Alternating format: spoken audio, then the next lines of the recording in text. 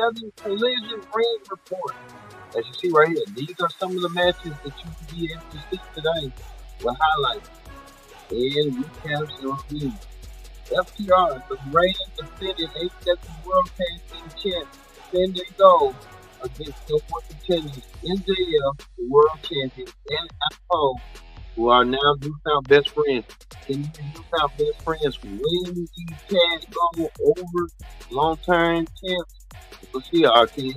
Can FTR continue to dominate in the tag team division? Also, too, Samoa Joe takes on Gravity. Samoa Joe against Gravity, we'll see that. Plus, two, Kiera Hogan versus Mercedes Martinez. Mercedes Martinez has an important match coming her way, coming up shortly. Also, too, we'll hear from CM Punk. CM Punk, he has something to say. What does CM Punk have to say on tonight's Collision? You won't believe what CM Punk even brought up that I really didn't think that was kind of necessary to bring up, but CM Punk back in the news some way, somehow, some fashion. We'll see it coming up your way tonight. Also, too, World six-man trios match. El Clan Viking teams up with Ashton Andretti and Darius Martin to take on Bullet Club Gold, Juice Robinson, and the Gun Boys. We'll talk about that. But we'll kick Collision off with Andrade El Dio taking on Buddy Matthews in a ladder match. We'll get to it coming up. The Pro Wrestling Show starts right now. Hello, everyone. Welcome to this live edition, this premium live edition of the Pro Wrestling Show. I'm your host, as always, Kenny Dix here. Glad you can join us here on the Pro Wrestling Show, AEW Collision Ring Report. Join in the conversation using the hashtag Pro Wrestling here on Connect. And don't forget to subscribe. Subscribing is caring. Tell a friend, call a friend, hit that subscribe button so you won't miss a thing. All right. We're going to get down to the nitty-gritty with Collision. Collision kicks off with a banger, and what a banger it was. Collision kicks off with Buddy Matthews. Buddy Matthews versus Andrade Almeida in a regular on Collision. Andrade looking to get something that belongs to him. We'll talk about it right now. Andrade versus Buddy Matthews. What a match this was going to be. We can find the footage of what Andrade did. Andrade, went after. We know, like last couple of weeks, Andrade has been target of the House of Black. Andrade only wants one thing, and that's his mask. Andrade feels like the mask represents his heritage, his pride, his culture, everything that's in between. Well, Andrade went against Buddy Matthews. The match was not easy, and I tell you that right now. This match was kind of in Matthews' favor. He had forgot that girl's name, Haley Black or something. Picked off the match. You see right here, this is what Andrade did, coming out trying to get retribution, get his mask back, get some way, somehow, his mask until Haley tried to come out there and try to climb the ladder. Andrade really did win. He pushed Haley onto Buddy Matthews to retrieve his mask. Andrade got the mask back. But only now Andrade might have to be wondering what's next for him at the with that mask and stuff. Andrade got his mask back, but what retributions will be coming his way for the House of Black? Looking forward to getting some measure of revenge on Andrade sooner rather than later. Well, Miro seems like he has a target on his back. Miro being attacked by somebody from the back. Even Miro laid out somebody from the back even more. Took down Aaron Solo. So I think Miro with Powerhouse Hobbs with going on. See Aaron Solo receiving the bad end of Miro. Miro is God. So Miro with that Victor that hurt, but he's still trying to reel effects. Ooh, Aaron Solo taking that pain. Well, Darby Allin was in action. Darby Allin was in action. Darby Allin was in action against here Manu Sazori or something. That's that man's name. No one that botch his name. I'm so terrible at boxing folks' names. Well, Zoro came out there to standing ovation. The crowd love him and stuff. Darby Allin could be challenging for the TNT Championship against this man. This man loosely could be challenging against Luchasaurus, who's the official TNT champion. But Christian acts like it's his championship more than Luchasaurus' championship. Well, Darby Allin came out there. We know that Darby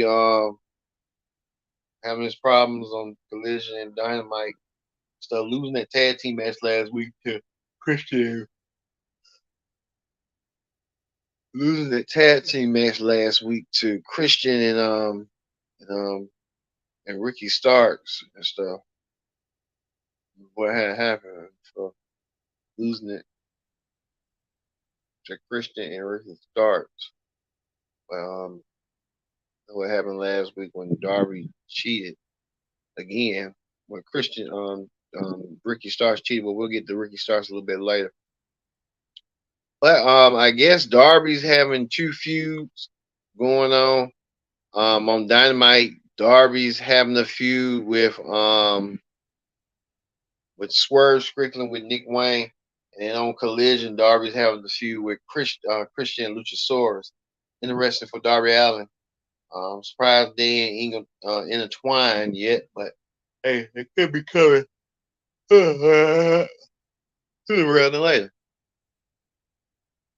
Well, Samoa Joe was in action. Joe was in action tonight. Samoa Joe took on Gravity. Gravity haven't been on the road lately too. Been on Collision.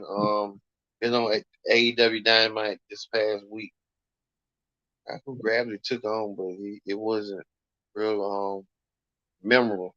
Samoa Joe with ease defeated Gravity to bring on a TV champion, looking to dominate, looking to put opponents down to shame for that right now.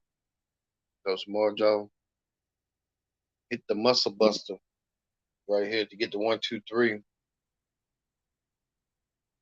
Samoa Joe emerged victorious. Wait, who's next for Joe down the road? Also, too, we told you CM Punk was out there. CM Punk came out there to be interviewed by Tony Schiavone. Tony Schiavone interviewed CM Punk about the AEW championship. We thought it was going to lead to him. And then, CM Punk decided to spray paint his own replica AEW title, the title that he never lost, and call it X. So CM Punk doing the NWO style, even acting like Hogan. I don't know why he did that, but it's weird. CM Punk sprayed the X, claiming that he's the real world champion. I guess he's playing out of Ric Flair's playbook to contest Hulk Hogan when at that time, nearly 35 years ago. Ric Flair and Hulk Hogan had that similar match. Things are changing. Well, Ricky Starks came out there. Ricky Starks came out there to confront Punk about the World Championship, and then even made mention about WWE. I hate when AEW do WWE references about like Stanford or the Great White North. Leave WWE out of it and become your own company. Why you have to put in WWE to solidify them when you know they're not watching you? But CM Punk accepted Ricky Starks' challenge for a championship match. Ricky Starks didn't know what the ramifications was until Tony Schiavone told Ricky Starks, the special guest referee for their championship match, you want to call it an unsanctioned championship. So I'm going to call it Real World Championship is none other than Ricky the Dragon Steamboat will be the guest referee for the match. So for outside interference, special outside interference, Ricky the Dragon Steamboat. What that means, we don't know. Steamboat has been refereeing some of CM Punk matches as of late. Steamboat no different. Ricky the Dragon Steamboat looking to call it right down the middle and try to be fair with the World's Championship will be on the line. He never heard nothing like the real World Championship. Even nearly 20 years ago, CM Punk and Ricky Steamboat almost went blow to blows. But we know next week the real World Championship will be defended. Ricky the Dragon Steamboat, a WrestleMania performer, and no better else than CM Punk, a WrestleMania performer. We can forget that great match between Ricky Steamboat and Randy Savage, when many people are considered the best WrestleMania match in all time. Ricky Steamboat will call it right down the middle. He will take on, as he will officiate outside, if need to be, the special guest referee in the CM Punk Ricky Starr match for the Real World Championship. Which I mean, all right, but in the AEW Championship, the Real World Championship, and there's some Real World Champion. They just gave CM Punk a title. He's gonna run with it. All right. Speaking of that, a huge 6-man tag team match for your store right here. See enough of CM Punk. Huge 6-man tag team match. We can show it. Bullet Club Gold, team of Juice Robinson and the Guns, taking on Ashley Andrade, Darius Martin, and Eleanor Rodrigo in match. See right here. It wasn't to no avail right here. The match right here. That left. They have Jay White in their in their prayers. I guess with Jay White dealing with an injury, he's not there. They keeping Jay White in mind. Bullet Club Gold win the match, merge victorious over the Young Oxford team. So, see how that's gonna go. Bullet Club Go. All right, and finally, the main event. The main event of the evening. We can find the main event was but we'll get to the main event right quick shortly. But Kiera Hogan took on Mercedes Martinez. Both women have followed them quite some time. You see right here, Kiera Hogan didn't have a chance. Mercedes Martinez defeated Kiera Hogan, landing on what's her name? Chris Statlander came out there trying to save Kiera Hogan. Chris Statlander had to pay for her troubles. We'll have to wait and see how that's going to play out between Statlander and Martinez for Dynamite this Wednesday for the 200 episode. Also, too, the main event, World Tag Team Champions FTR, Dash and Cash defend the championships against blind eliminated team winners MJF and Adam Cole, who have been newfound friends, and they want to get the job done some way, somehow, to become the new World Tag Team Champ. Can they do it? Only time will tell on that. But we saw like a lot of the buddy system going on between MJF and Adam Cole. Thought the buddy system was going to play out eventually, but it was a good decided match if you ask me, between FER and MJF. Near fall spot fight whatever you want to call it. Like I said, FTR made a guarantee 2 weeks ago to Tony Schiavone that they was going to get the job done, and they was trying to tell Adam Cole to watch out for Max MJF because they have been in the pinnacle They want to tell MJ tell Adam Cole that he's wasting his time because MJF will turn on him eventually. MJF didn't turn on. We thought there were signs there. We thought there was red flags. FTR defeated MJF to win. MJF and Adam Cole. Adam Cole and MJF put up a hell of a fight, but this wasn't too late. We thought there was gonna be an angle. I think they wasted their time with the angle. They could need to be starting like getting the angle going because they only have a month in before the Wembley show. Don't get it in. So this would have been the perfect scenario to do so, but they didn't want to do that. But I would have had pulled the trigger tonight, thinking the MJF and Adam Cole were cool. But as you saw right here, MJF got saved by Adam Cole from the Shadow Machine, which had the lasting effects. MJF tried to beat the buddy. Adam Cole realized MJF sacrificed himself to not go through the Shadow Machine, as you can see right here. See right here. MJF did not see right here MJF and Adam Cole embracing each other, hugging each other. But we thought it was gonna be a turn, but I think they wasted their time. The turn should have happened tonight. MJF should have nailed him with the championship to solidify his heel stock dominance, but he didn't do that. But then they're wasting their time on that. But they're gonna have to a little bit. They don't want to be like WWE, but eventually they're gonna have to pull the trigger some way somehow. But this is right here after the show. MJF, the tag team champions, and Adam Cole all got together and celebrated with beer and pizza. So they celebrated Dynamite, but tell there's gonna be some problems sooner rather than later.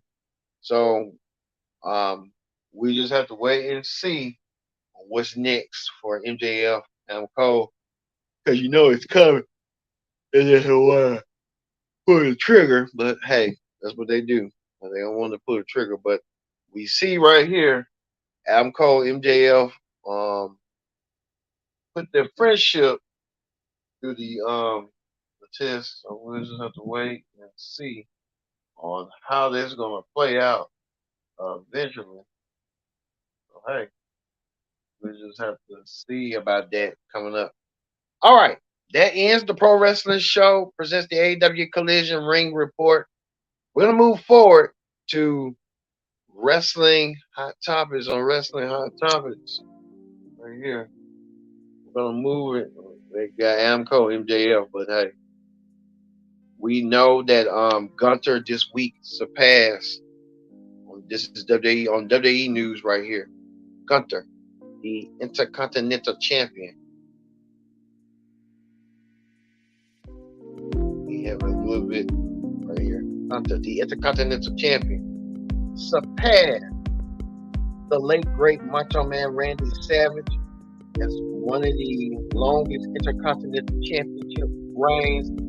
Gunther, number 3, he's almost 10 days away to sometime 10 days, sometime next week, under a week and a half, to surpass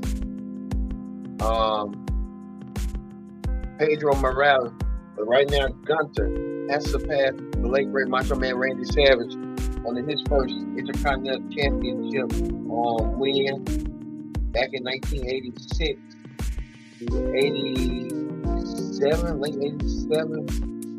Macho Man Randy Savage. The impeccable record.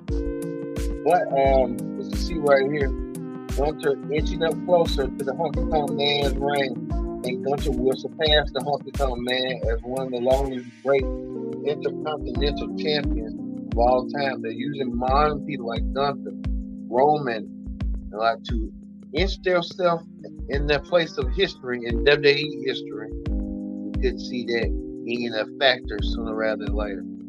Congratulations to Gunther surpassing Macho Man Randy Savage 414 days. Let's continue on growing. Also, too, former WWE Hall of Famer Ric Flair was during an interview with Fox News saying he believes Logan Paul is 70% better than half the WWE full-time roster. Maybe that is a prediction. Nature Boy knows a thing or two about workhorses and endurance, and maybe Logan Paul has that. Logan Paul is a part-timer, comes when it's available for him, like at the Big 5 pay-per-view. So hey, Logan Paul does. We're giving praise to Logan Paul. We'll see. But speaking of that, we talked about also too, Mr. McMahon has been doing these nicknames such as Dirty Dominic, Mysterio, Big Bronson Reed was a director for Vince McMahon. Her Dave Meltzer said, I can fully believe it, but only time will tell on what's going on with that, but we have to wait. Vince McMahon even had underwent final surgery this week. So, also, too, we've heard reports from Fightful that Richard Holiday, a free agent who's no longer affiliated with MLW, he was affiliated with MLW, tried to pursue championship pursuit for the MLW championship, but has a run-in with his longtime buddy Maxwell Jacob Freeman. He said he was in the backstage area. I would love to see Richard Holiday come and him and MJF reform the dynasty in AEW. About time if they do so. But hey, no possibility. Richard Holiday, a great superior wrestler, but hopefully he finds his footing. I knew he ain't gonna last long in MLW. MLW is kind of going down the cranks, if you ask me. Well, we know coming up this Monday, right here, World Champion Seth Rollins and Tag Team Champion Sami Zayn team up against North American Champion Dirty Dominic Mysterio and Send Your Money in the Bank winner Damian Priest on Raw this Monday. And we'll have that for the Ring Report for Raw on Monday. So we're going to end this with what we saw right here, the buddy system. MJF and Adam Cole proved the Dallas wrong about their friendship and their relationship. But time will tell if MJF will pull the trigger. If we feel like Adam Cole is a threat to his championship, sometime we'll know. All right, we're going to end it right there. Thank you all for watching this edition of the Pro Wrestling Show. Like we said, we're going to end it with the buddy system. Oh, God.